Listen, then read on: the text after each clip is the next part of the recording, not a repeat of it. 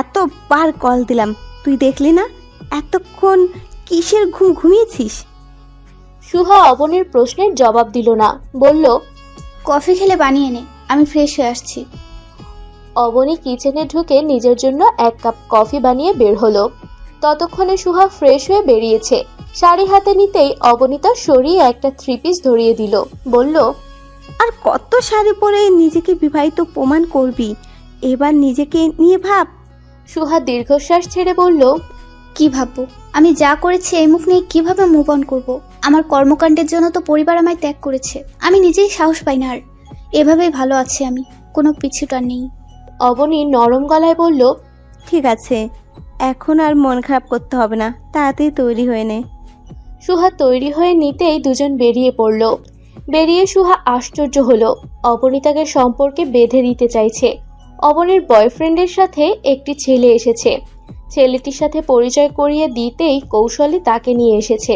অবনীর বয়ফ্রেন্ডের সামনে তো আর কিছু বলা যায় না, তাই চুপচাপ সবটা হজম করে নিল সুহা। যে কোনো প্রশ্নের জবাবই কঠিন গলায় দিচ্ছে। অবনী পরিস্থিতি ঘুরিয়ে দিতে বলে ওঠে, সুহার আজকে মন খারাপ, তাই একটু শক্ত কথা বলছে, কিছু মনে করো না তোমরা। সুহা কাট সুরে জবাব দিল, আমি এমনই, এতে কোনো মিথ্যে নেই। অবনী বুঝলো আজ তার রক্ষে নেই। ভীষণ ক্ষেপেছে সুহা। কতদিন একা থাকবে মেয়েটা? তাকে নিয়ে চিন্তা থেকেই অবনীর এই সিদ্ধান্ত। বয়ফ্রেন্ডকে বিদায় দিয়ে উঠে দাঁড়ালো অবনী। সুহা আগেই বেরিয়ে গিয়েছে। মিঠু একটা সিক্রেট কাজের ইনফরমেশন নিতেই এখানে এসেছিল। তার দলবল নিয়ে বেরিয়ে যাওয়ার সময় সুহাকে নজরে পড়ল। একাই ধূপধাপ পা ফেলে রেস্টুরেন্ট থেকে বেরিয়ে আসছে। চেহারার অবস্থা বলে দিচ্ছে সে ভীষণ রেগে আছে। কাছাকাছি আসতেই দুজনের চোখাচোখি হয়ে গেল। পেছন থেকে অবনী ডাকছে। তার সাথে কথা বলার বিন্দুমাত্র ইচ্ছে এখন নেই। দেখা যাবে রাগের মাথায় কিছু একটা বলে বসলো, যেটাতে অবনী খুব কষ্ট পাবে। তাকে এড়িয়ে যেতেই মিঠুকে উদ্দেশ্য করে বলল, আমাকে বাসায় পৌঁছে দিতে পারবেন যদি সময় থাকে? মিঠু একবার পেছনের মেয়েটাকে দেখছে, একবার সুহাকে।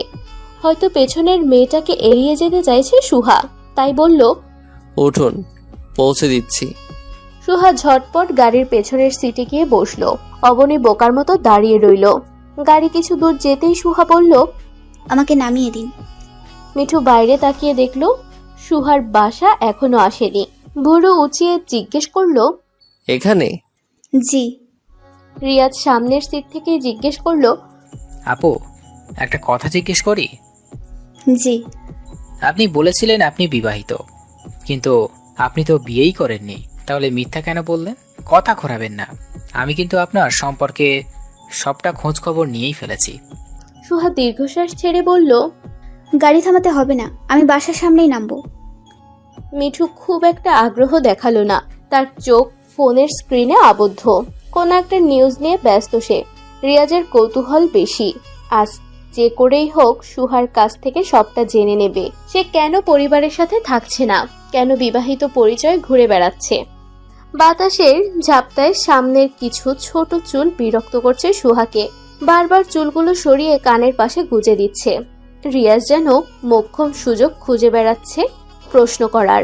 সে আবারও প্রশ্ন করলো, জবাব দিলেন না তো কেন? মিথ্যা বলছেন কেন আপনি? সুহা বিরক্ত হলেও প্রকাশ করলো না। শান্ত চোখে রিয়াজের দিকে তাকালো। রিয়াজ ভড়কে গেল। সে লক্ষ্য করলো মেয়েটার শান্ত চোখেও একটা তেজ আছে। সুহা বলল, আপনি সব খবর নিয়েছেন আমার সম্পর্কে? অবশ্যই নিয়েছি। তবে আমার কাছ থেকে আর কি জানতে চান? সবটা নিশ্চয়ই আপনার জানা। রিয়াজ থতমত খেয়ে গেল। সে একটু বাড়িয়ে বলছে, সবটা জানে না সে। আমতা আমতা করে বলল, আপনি বিয়ে করেননি, কিন্তু কেন করেননি? পরিবারের সাথেই বা থাকছেন না কেন? আপনার সম্পর্কে বেশ কিছু তথ্য পেয়েছি, যা এই প্রশ্নগুলোতে আমাকে বারবার বাধ্য করছে। সুহা তাচ্ছিল্য হাসলো, বলল, এত কৌতূহল কেন আপনার? রিয়াজ বলল, কৌতূহল তো মানুষেরই থাকে, তাই না? এটা তো আর বন্য প্রাণী থাকবে না। কথার মারপ্যাচ ভালোই জানেন। তা আমার সম্পর্কে যেন আপনার কি লাভ? লাভ বলতে কৌতূহল মেটানো, হয়তোবা কখনো আপনার উপরেও আসতে পারে। এটা আমার লাভ নয়, আপনারই লাভ হবে। সুহা বলল, আমার লাভের প্রয়োজন নেই। রিয়াজ হুমকির স্বরে বলল, তাহলে আমি সবাইকে জানিয়ে দিব আপনি মিথ্যার পরিচয়ে থাকছেন। এতে সুহার কঠিন মুখশ্রী দুর্বল হয়ে এলো। মিঠুর কানে কিছু কিছু কথা পৌঁছাচ্ছে। কথাটি কর্ণগোচর হতেই ফোনের স্ক্রিন থেকে চোখ তুলে তাকালো। রিয়াজের দিকে অগ্নিদৃষ্টি নিক্ষেপ করে থমকে গেল। রিয়াজ, এসব কি? রিয়াজ দমে গেল। সুহার শুকনো ঠোঁটজোড়া ভিজিয়ে বলল, আপনাদের কৌতূহল মেটাচ্ছি আমি, কিন্তু অনুরোধ করে বলছি আমার সম্পর্কে কারোর সাথে কোনো ধরনের আলোচনা করবেন না। সুহা এখনো হাত জোর করে আছে। মিঠু বলল, আপনি চিন্তা করবেন না, আপনার ব্যাপার কেউ জানবে না, আর না আমাদের আপনার ব্যাপারে আরো কিছু জানার ইচ্ছে আছে। সুহা স্বস্তি পেল। এবার নিজ থেকেই বলল, আমি ছোটবেলা থেকেই মামা বাড়িতে বড় হয়েছি। বাকি কাজিনরা যেমন বড় হয়েছে, আমিও তেমনি আদর যত্নে বড় হয়েছি। আমি মায়ের গর্ভে থাকাকালীন আমার বাবা মারা যান। আমার জন্মের পর মায়ের বিয়ে দিয়ে দেন মামা। মা এলেই আমায় প্রাণ ভরে আদর করতেন। আমার পড়াশোনাতেও মামা মামি কখনো বাধা দেয়নি। ভার্সিটিতে আমার সাথে এক ছেলে পরিচয় হয়। সে অবশ্য ভার্সিটির বহিরাগত ছাত্র ছিল। আমি শুধু তার ডাকনাম জানতাম, অনিক। এর বাইরে কখনো পুরো নাম জানতে চাইনি। পরিচয় থেকে বন্ধুত্ব, আর সেখান থেকেই আমরা সম্পর্কে জড়িয়ে পড়ি। পুরো 3 বছরের সম্পর্কের পর পুরো নাম জানলাম। আমার মাথায় তখন আকাশ ভেঙে পড়ল। তার চলাফেরা বা কথাবার্তায় কখনো প্রকাশ পায়নি সে হিন্দু ধর্মের। আমরা যেমন সালাম দিয়ে কথা বলি, সেও সালাম দিত। তার সম্পর্কে জানার পর আমি অনেকটা ভেঙে পড়ি। কথা কাটাকাটি হয় আমাদের মাঝে। পুরো 3 মাস ওকে এড়িয়ে চলে পরে আমিও আর থাকতে পারিনি। সিদ্ধান্ত নিলাম দুজন বিয়ে করব। এদিকে কেউ কারো ধর্ম ত্যাগ করতে রাজি নই। আমি যেহেতু বিয়ের সিদ্ধান্ত নিয়েছি, তাই মামাকে জানালাম। আমার মামার আবার বড় বড় হুজুরের সাথে ভালো সম্পর্ক। তিনি আমার দ্বারা কখনোই সব আশা করেননি। ছোট থেকে যে নৈতিকতায় বড় করেছেন, তা আমি মুহূর্তেই লঙ্ঘন করলাম। মামা মুখের ওপর বলে দিলেন, তুই যদি ওই ছেলের জন্য বাড়ি ছেড়ে যাস, তবে কখনো তোর জন্য এই বাড়ির দরজা খোলা থাকবে না। মামা ওপরে ওপরে আমাকে হুমকি দিলেও আড়ালে তিনি অনিকের কাছ থেকে আমাকে দূরে সরানোর অনেক চেষ্টা করতেন। যেদিন তাদের অমান্য করে বাড়ি ছেড়ে বেরিয়েছি, সেদিন প্রথমবার মামা আমার গায়ে হাত তুললেন। মা তখন শ্বশুর বাড়ি। মামা মাকে ফোন করে বললেন আমাকে থামাতে। আমি মায়ের কল ধরলাম না। জেদ ধরে বাড়ি থেকে বেরিয়ে গেলাম। হাত ফাঁকা ছিল না আমার। মামা হাত খরচ দিতেন, আমি টিউশন পড়াতাম। সেসব সম্বল হিসেবে নিয়েই অনিকের সাথে বের হওয়ার বন্দোবস্ত করলাম। অনিক আমার সাথে দেখা করতে স্টেশন পর্যন্ত আসলো ঠিকই, কিন্তু একেবারে বিদায় জানাতে। সে তার পরিবারকে কিছুতেই রাজি করাতে পারেনি। ধর্মের বাইরে গিয়ে থাকা আমাদের দুজনের জন্যই সম্ভব না। মা বাবার পছন্দের মেয়েকে বিয়ে করছে জানিয়ে আমাকে বাসায় চলে যেতে বলল। সেখানেই সবটা শেষ হয়ে গেল। আমি ওই মুখ নিয়ে আর কিভাবে বাসায় ফিরতাম? যে মামা আমায় ছোট থেকে মানুষ করেছেন, তার মুখে চুনকালি মেখে বাড়ি থেকে বেরিয়েছি। ততক্ষণে অনেকেই জেনে গিয়েছে আমি অন্য ধর্মের ছেলের সাথে পালিয়েছি। এরপর বাসায় না গিয়ে অবন্তীর কাছে গিয়ে কিছুদিন ছিলাম। সেখান থেকেই পরে আলাদা বাসায় উঠি।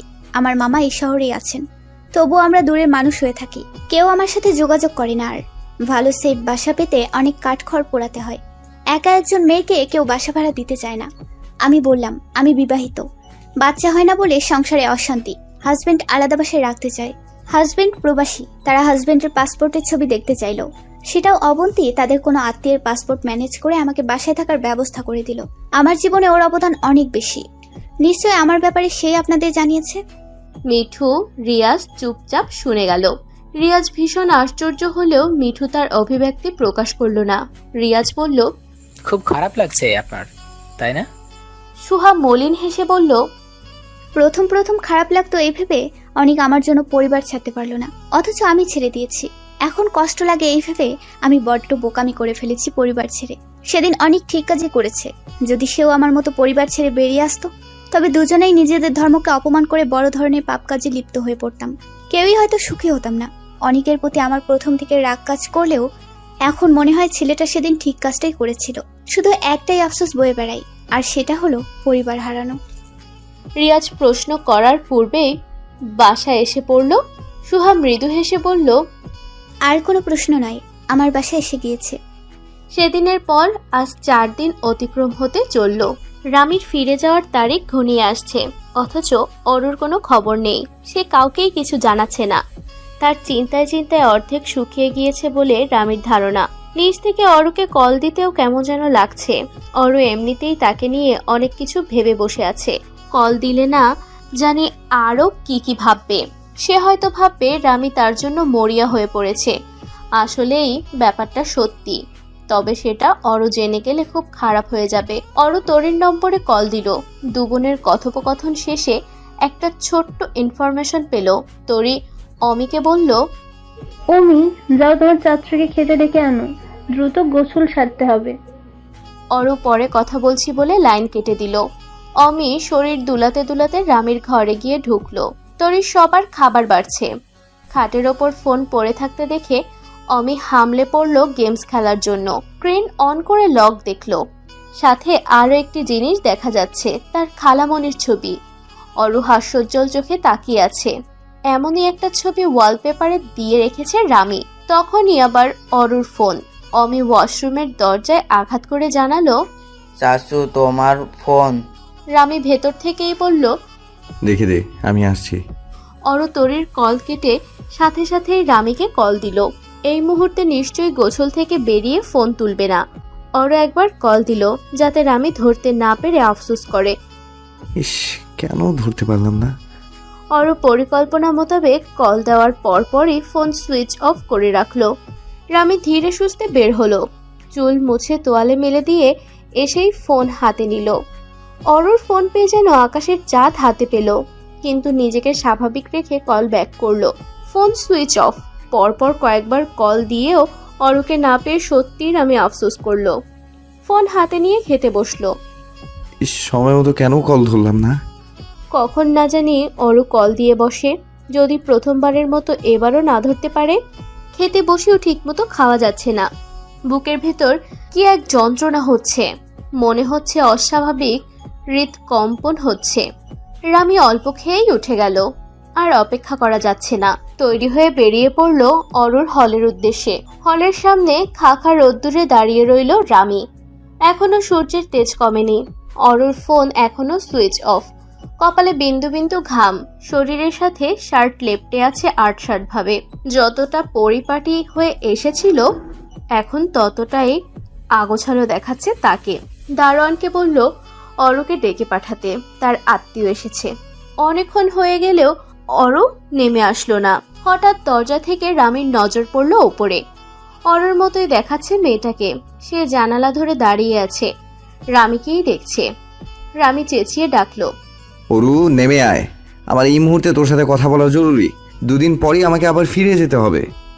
অরু জানালার পাশ থেকে সরে গেল। আশাহত চোখে তাকিয়ে রইল রামি। অরু আসবে না।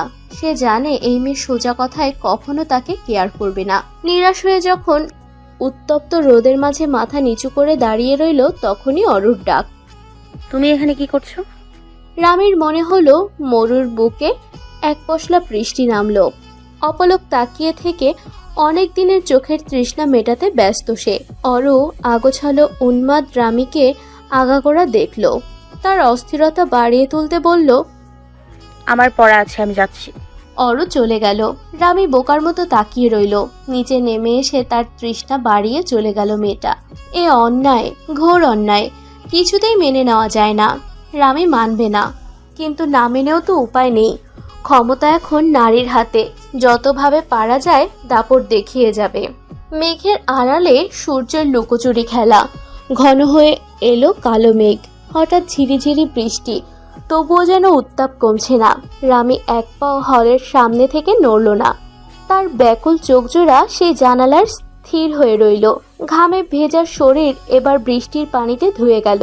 ভেজা চুলের আগা থেকে কয়েক ফোঁটা পানি কপাল ছুঁয়ে চিবুক পর্যন্ত গড়ালো। অরু একটি ছাতা হাতে ছুটে বেরিয়ে এলো। রামির ওপর ছাতার ছাউনি ধরেই দম ছাড়লো।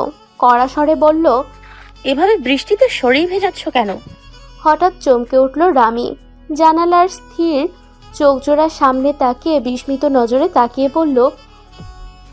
অরু নাক ফুলিয়ে ফোঁস করে নিঃশ্বাস ছাড়ল। মুখ ঝামটা মেরে বলল, তুমি পড়তে দিলে কোথায়? রামি কপাল কুঁচকে বলল, আমি তোকে বাধা দিলাম কখন? অরু স্বচ্ছ দৃষ্টিতে তাকিয়ে অকপটে বলল, বাধা না দিয়েও বাধা দিয়ে ফেলেছো, এখন বাসায় চলে যাও। রামি অরুর চোখে চোখ রাখলো। ধীর স্বরে বলল, যেতে ইচ্ছে করছে না, তুই পড়তে যা।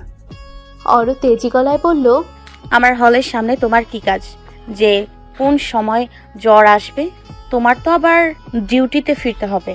রামি মলিন হেসে বলল, বৃষ্টিতে ভেজা দেখলি, অথচ পুড়ে যাওয়াটা দেখলি না। অরু থমকে গেল। সত্যিই তো, রামি অনেকক্ষণ ধরে তার জন্য তীব্র রোদে দাঁড়িয়েছিল। তীব্র অপরাধবোধ নিয়ে বলল, আমি খেয়াল করিনি তুমি রোদে দাঁড়িয়েছিলে। রামি আলতো হাসল। পরক্ষণে বড় দম নিয়ে ফিসফিস শব্দে বলে উঠল, রোদে নয়, কারো উত্তাপের প্রতিনিয়ত পুড়ে যাচ্ছি, কেবল এক পশলা বৃষ্টির অপেক্ষায়। অরু অবাক চোখে তাকালো। তার চোখ জোড়া বিচরণ করছে রামির পুরো মুখশ্রীতে। রামি মিটিমিটি হেসে বলল, এভাবে তাকাবি না অরু, নির্ঘাত আমার প্রেম নদীতে ডুবে মরবি। অরু নজর সরিয়ে নিল। নাক ফুলিয়ে ছাতা হাতে ধরিয়ে দিয়ে বলল, দাঁড়িয়ে দাঁড়িয়ে বৃষ্টির পানিতে জ্বর নদী বানাও, আর সেই নদীতে তুমি ডুবে মরো। রামি ফোড়ন কেটে বলল, আমি না হয় জল নদীতে ডুবে মরবো, তা তুই কেন আমাকে টেনে তোলার এত শত চেষ্টা করছিস? অরু তীক্ষ্ণ চোখে তাকালো। অতঃপর তেজ দেখিয়ে বলল, আমার না আসাটাই উচিত ছিল, তুমি জ্বর নিয়ে ডিউটি করতে, ভীষণ ভালো হতো। ধপধপ পা ফেলে বৃষ্টি মাথায় করে চলে গেল অরু। রামি ছাতা ধরে মাথা ঝাঁকিয়ে হাসল। মনটা হালকা হয়েছে অনেকটা। অরুর সাথে দেখা করাটা কাজে দিয়েছে। অরুর রুমে ফিরে গায়ের ভেজা জামা হাত দিয়েই ঝেড়ে নিল। পুরোপুরি ভিজে যায়নি। এখন একটুও জামা পরিবর্তনের ইচ্ছে নেই। জানালায় উকি দিয়ে দেখলো রামি গিয়েছে কিনা। তার ফোনের মেসেজ টিউন বেজে উঠল। পেছন থেকে হাত বাড়িয়ে ফোন হাতে নিয়ে মেসেজ অপশন অন করলো। এতটা ভালোবাসা দেখানো উচিত নয় অরু, আমি কিন্তু চাকরি বাকরি ছেড়ে তোর পড়াশোনা বন্ধ করে বাসায় বসে থাকবো উপরের যান। অজান্তেই অরুর গাল দুটো লজ্জায় আরক্তিম হয়ে উঠল। ফোন থেকে চোখ সরিয়ে বাইরে তাকাতেই দেখতে পেল রামি চলে যাচ্ছে। ছাতা মাথায়, শার্টের পেছন দিকটা দেখা যাচ্ছে। ফোঁস করে উঠে ফিরতি বার্তা পাঠালো, তুমি কে আমার পড়াশোনা বন্ধ করার? অরু অপেক্ষা করলো, কিন্তু প্রত্যুত্তরে আর কোনো বার্তা এলো না। ফোন রেখে অল্প ভেজা শরীর নিয়ে বিছানায় শুয়ে পড়ল। ছোটবেলা থেকেই রামির সাথে প্রতিটি মুহূর্ত কেটেছে দুষ্টুমিতে। কখনো অন্যভাবে তাকে নিয়ে ভাবা হয়নি। কিছুদিন যাবৎ রামির পরিবর্তনগুলো নজরে পড়ার পর ও ভেবে দেখেনি। এমনকি বিয়ের প্রস্তাবটা নিয়েও অরু এতটা ভাবেনি। তার মাথায় কেবল দুষ্টুমিটাই ঘুরপাক খেয়েছে। আজ কেন জানে না রামিকে দেখে ভাবতে ইচ্ছে করছে। মনে হলো সত্যি রামির মাঝে তাকে পাওয়ার প্রবণতা আছে। একটু না, অনেক বেশি। ইরা সবার জন্য সন্ধ্যার নাস্তা বানাচ্ছে। তাকে স্বাদ দিয়েছে অমি। টুকটুক করে তাকিয়ে রইল ইরার হাতের দিকে। কি সুন্দর করে লুচি বেলে নিচ্ছে। অমি গুলুমুলু মিষ্টি দেখতে। চিকন ঠোঁটজোড়া ঈষৎ ফুলিয়ে খুব মনোযোগ দিয়ে দেখেই বলল, মা, আমিও বানাবো। ইরা হেসে বলল, তুমি বানাতে পারবে? হ্যাঁ, খুব পারবো। আমি সবগুলো বানিয়ে তোমার কষ্ট কমিয়ে দেব। ইরা হাত থামিয়ে অমির গালে টুক করে চুমু খেয়ে নিল। তার চোখ মুখ উজ্জ্বল হয়ে উঠে বলল, আমার সোনা বাবা, তোমাকে কষ্ট করতে হবে না, মা বানিয়ে নিচ্ছি। অমি বারণ শুনল না। সে লুচি বানাবেই। অগত্যা ইরা বাধ্য হয়ে অমির হাতে সবটা ছেড়ে সরে দাঁড়ালো। অমি নিচে বসে যত্ন করে লুচির জন্য রুটি বেলে নিচ্ছে। একটু পরপরই হাত দিয়ে বারবার ঘুরিয়ে দিচ্ছে, যেন তার ভীষণ পাকা হাত। কিন্তু বিধিবাম, রুটি গোল হয়নি। অনেকটা চারকোণ আকারের হয়ে যাওয়ায় গোল ফুলিয়ে বলল, মা, এটা তোমার মতো সুন্দর হয় না কেন? ইরা মিষ্টি হেসে বলল, খুব সুন্দর হয়েছে, দেখো বালিশের মতো চারকোনা। অমির ফোলা গালে হাসি ফুটে উঠল। রুটি হাতে দৌড়ে গেল ঈশিতার কাছে। সে ড্রয়িং করছে। রুটি মেলে ধরে অমি উৎফুল্ল হয়ে বলল, দেখ ইসু ভাইয়া, তোমার জন্য লুচি বানিয়েছি। তুমি কি করছো? ঈশিতা বলল, জাতীয় মাছ আঁকছি। অমি গালে আঙুল ঠেকিয়ে ভাবুক হয়ে তাকালো। কৌতূহল নিয়ে প্রশ্ন করল, জাতীয় মাছ কি? ইলিশ। জাতীয় ফল আছে, ফুল আছে, পাখি আছে। অমি বুঝলো না, তবুও জানতে চাইল, এগুলো কি? জাতীয় ফল কাঁঠাল, জাতীয় ফুল শাপলা, আর জাতীয় পাখি দোয়েল। অমি জিজ্ঞেস করলো, তাহলে মা কি? ঈশিতা চোখ তুলে তাকালো, বলল, জাতীয় মা বলতে কিছুই হয় না। অমি জেদ ধরে বলল, জাতীয় মা হয়? ঈশিতা জানে যে পর্যন্ত জবাব না দেবে সে পর্যন্ত অমি কথা পেঁচিয়ে যাবে। বলল, জাতীয় মা ইরা। তাহলে জাতীয় ঘর কি? ঈশিতা বলল, আমাদের ঘর। জাতীয় পাপা কি? জাতীয় দাদু আপু কি? জাতীয় ইস্যু কি? জাতীয় শাশু কি? জাতীয় আম্মু কি? জাতীয় অমি কি? আমার মাথা। ঈশিতা বিরক্ত হয়ে জবাব দিতেই অমি গোল গোল চোখে তাকিয়ে বলল, জাতীয় মাথা কি? রাগে কেঁদে ফেলল ঈশিতা। অমিকে কোলে তুলে রুমের বাইরে রেখেই দরজা বন্ধ করে দিল। অমি এবার তরির কাছে গেল, মাথায় রুটি রেখে পেছন থেকে জড়িয়ে ধরে মন খারাপ করে বলল, আম্মু ইস্যু তার ভাইয়াকে বের করে দিয়েছে। তরি বলল, ইসু, কি হয় তোমার? নাম ধরে ডাকে না বাবা। তোমরা কয় ভাই বোন বলো? অমি আঙুল তুলে দেখলো তারা 2 ভাই বোন। তরি জিজ্ঞেস করলো, কে কে? অমি বোকা স্বরে জবাব দিল, তুমি আর আমি। তরি কপাল চাপড়ে বলল, আমি তুমি ভাই বোন? অমি দ্রুত মাথা নেড়ে বলল, নাই। তাহলে বললে কেন? ঈশ্বর ভাই, তুমি খালামণি আমার বোন, তাই আমার ভাই বোন। ছেলের লজিক শুনে মাথা ঘুরে উঠল তরির। অল্প দিনে পাগল হয়ে যাবে সে। এমদাদুল হকের সাথে এক প্রকার তর্কাতর্কিতে দুপক্ষের মাঝে হাতাহাতি লেগে যায়। মিঠুর বেশ কিছু জায়গায় ভীষণ লেগেছে। রিয়াজ বেশি জখম হওয়ায় তাকে নিয়ে হাসপাতালে ছুটল। মাথার আঘাত বেশ গভীর। তাকে অ্যাডমিট করে পকেট হাতড়ে মুঠোফোন বের করলো। একটা নম্বরে ডায়াল করলো।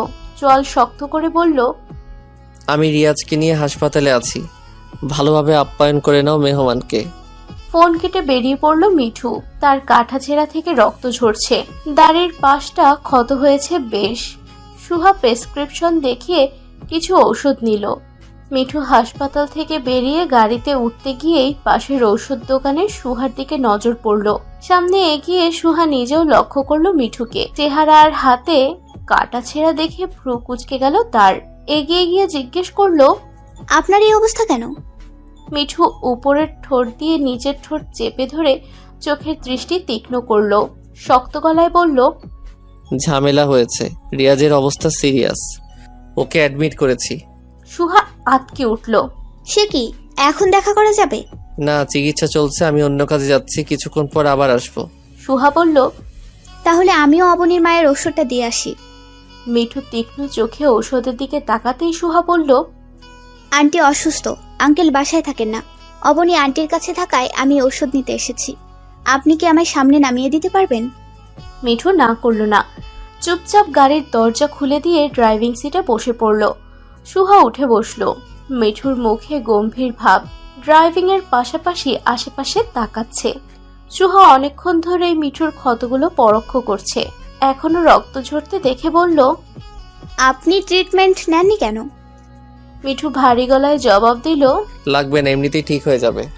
সুহা চোখ ছোট করে তাকালো। মেজাজ খারাপ হলো তার, তবে খুব একটা প্রকাশ করলো না। ঠান্ডা গলায় বলল, আপনি কি নিজেকে নায়ক ভাবেন? না, তাদের তো আবার 4-5টা গুলি লাগলেও কিছুই হয় না। মিঠু নির্বিকার রইল, সামনে তাকিয়ে এক মনে ড্রাইভ করছে। অবনীর বাসায় এসে যাওয়ায় সুহা আর কথা বাড়ালো না, বলল, এখানেই নামিয়ে দিন। গাড়ি থামতেই সুহা নেমে পড়ল। মিঠু জানালায় মুখ বাড়িয়ে জিজ্ঞেস করলো, আপনি কি রিয়াজকে দেখতে যেতে চান? হ্যাঁ। তবে এখানেই থাকুন, আমি কাজ সেরে হসপিটাল যাওয়ার পথে আপনাকে তুলে নেব। মাথা নেড়ে সায় জানালো সুহা। মিঠু চলে গেল। ঘন্টা 2 অপেক্ষার পরই মিঠু গাড়ি নিয়ে হাজির। হর্নের শব্দে সুহা নেমে পড়ল। মিঠু তাকে নিয়ে হসপিটালে পৌঁছে গেল। রিয়াজের এখনো জ্ঞান ফেরেনি। সুহা বাসায় ফিরে যাবে। মিঠুকে বলে বিদায় নিতে গিয়েও আরেকবার মিঠুর কাটা স্থানে চোখ পড়ল। মিঠুকে আরেকবার বলল, এভাবে না দাঁড়িয়ে নিজের ক্ষতগুলো চিকিৎসা নিন। সুহা একজন নার্সকে ডেকে বলল, ওনার ক্ষতস্থান ড্রেসিং করে দিন। নার্স এগিয়ে এসে তুলে মেডিসিন নিতেই মিঠু গমগমে গলায় বলল, আমি পারবো।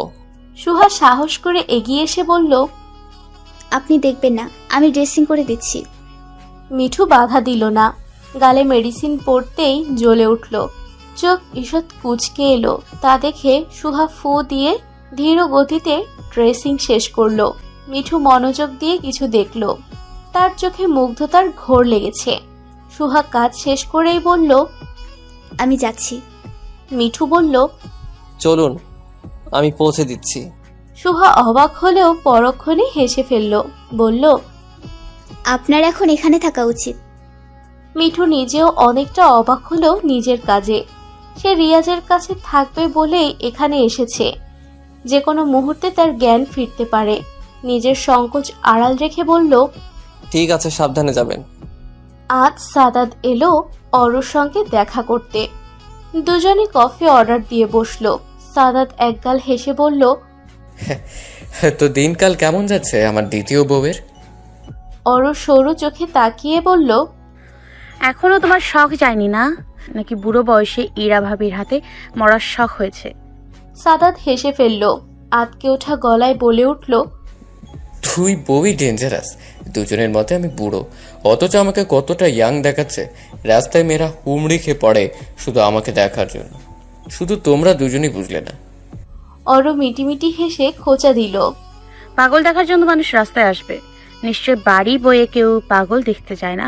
সাদাত হতাশ গলায় বলল, কি আর করার, আমাকে তো তোমার পছন্দ নয়, কিন্তু ছোট সাহেবকে নিয়ে কিছু ভেবেছো? অরুর হাসি হাসি মুখে খানিক পরিবর্তন এলো। কাচুমাচু করে বসে রইল। সাদাত বলল, কাল কিন্তু রামি চলে যাবে। তোমার যা সিদ্ধান্ত তুমি জানিয়ে দিতে পারো। আমরা কিংবা রামি কেউই তোমায় জোর করবে না। অরু জড়তা নিয়ে শুধালো, এখনই জানাতে হবে? সাদাত বলল, না, এক্ষুনি জানাতে হবে না, তবে কাল রামি যাওয়ার আগেই ফোনে জানিয়ে দেবে। হ্যাঁ বা না ছাড়াও উত্তর থাকতে পারে। তোমার যদি আলাদা কোনো উত্তর থাকে সেটাও জানাতে পারো, শর্তও রাখতে পারো। কফি এসে পড়েছে। অরু ভেবেচিন্তে বলল, আমি ফোনে জানাই? অবশ্যই, নাও কফি নাও। সাদাতের সাথে কথা বলে হলে ফিরল অরু। রামিকে নিয়ে অনেকক্ষণ ভাবল, কিছুতেই সে সিদ্ধান্তে পৌঁছাতে পারছে না। অরুর রুমমেট জুমান বেশ সময় ধরে অরুকে পর্যবেক্ষণ করে বলল, এমন পায়চারি করছিস কেন? কিছু নিয়ে চিন্তিত? নখ কামড়ে চলেছে অরু। মাথা নেড়ে বলল, না, সেরকম কিছু না। জুমান চা বানিয়ে 1 কাপ বাড়িয়ে দিল অরুর দিকে। বলল, চা খা, ভালো লাগবে। অরু চা নিয়ে জানালার পাশে দাঁড়ালো। বরাবর নিচে তাকাতেই গতকালের কথা মনে পড়ল। এখানে দাঁড়িয়ে ভিজেছিল রামি। তার কি জ্বর হয়েছে? অরুর মাঝে অস্থিরতা দেখা গেল। ফোন হাতে রামির নম্বরে ডায়াল করতে গিয়েও থেমে গেল। রাতে ঘুমোতে গিয়েও রামিকে নিয়ে ভাবল। সে ছোটবেলা থেকেই রামিকে চেনে। পরিবারের সবাই রাজি। সবচেয়ে বড় কথা, পরিবার ছেড়ে দূরে কোথাও যেতে হবে না। ভাবনায় ব্যাঘাত ঘটল তরির ফোন কলে। কেমন আছিস অরু? ভালো, তুমি কেমন আছো? আলহামদুলিল্লাহ ভালো আছি।